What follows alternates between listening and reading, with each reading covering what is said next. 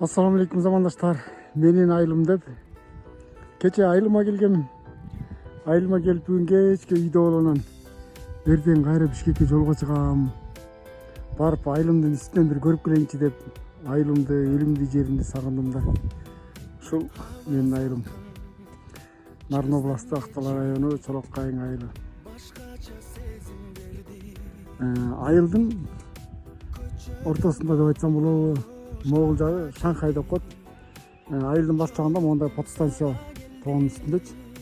Мен ошол тоонун үстүндө турам. Могул тарабын Шанхай дейт. Шанхай деп коюлуп калган. Бул жерде дөң бар. Бул жерде Жумакадыр дөңдө деп коет. Аябай сонун. Айыл сонун, эл жакшы. Айылдын мен күндүз эмес түндө көрүстүм. Проектisi аябай сонун. Ушул тоонун үстүнө чыксаң, түп-түз көчөлөрдө көчөнүн башынан этеги көрүнүп турат. Ошондой чоң көчөлөр бар. Жалпысынан 500дөн ар жак бер жагы түтүн эл жашайт. Биздин айылдан тарыхын айта кетсек, биздин айылда тарыхый жайдан Хан Шырдакбектин ордосу бар. Хан Шырдакбектин ордосу бар. Эми караңгыда анын баарын көргөзө албайм. Бирок Хан Шырдакбектин ордосу бар. Ал кишинин тарыхы боюнча жакшы билесиздер. Ал ордого, Хан Шырдакбектин ордосуна тигил жакта Белкырчын деген жер бар. Ошол жактан бир жок дегенде 5 километрдей болобу. Ушундай жерде жердин алдынан суу алып келип, Хан Шырдакбек ордосунун ичине суу киргизген.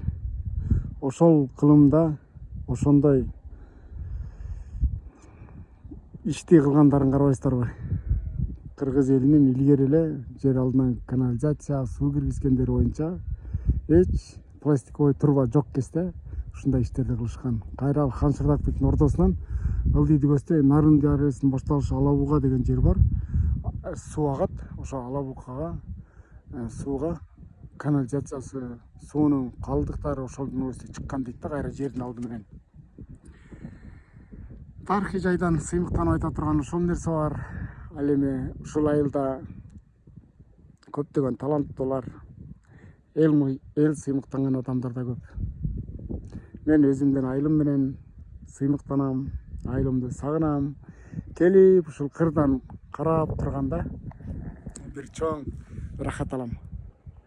Ал эми эшикте болсо күн моундай кар, сонун, кар болсо киши көтөрөт.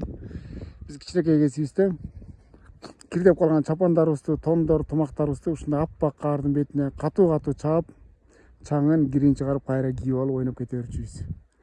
Андай сиздерде да болсо керек. Сиздер да өзүңүздөр айылыңыздар жөнүндө комментарий жазыңыздар. Менин айылым, менин элим, менин журтум ушул.